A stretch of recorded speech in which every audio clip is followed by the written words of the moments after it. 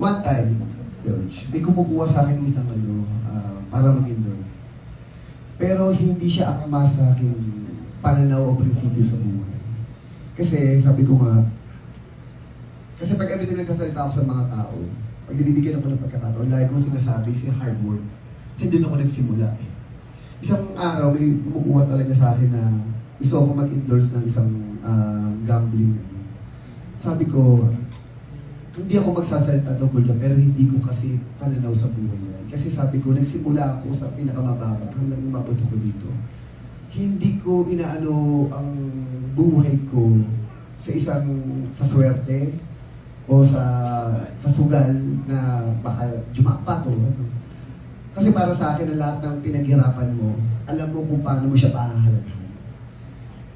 Tinanggihan ko yung isang nag-aalok sa akin na endorsement.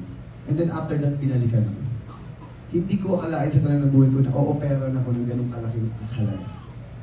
Alam niyo, tapos after that, nung diniscuss namin niya ni Jules and then may manager na gano'n, sabi namin gano'n, aanin natin ganito kalaking halaga, pero kung ano naman yung mga masisirang buhay ng mga tao.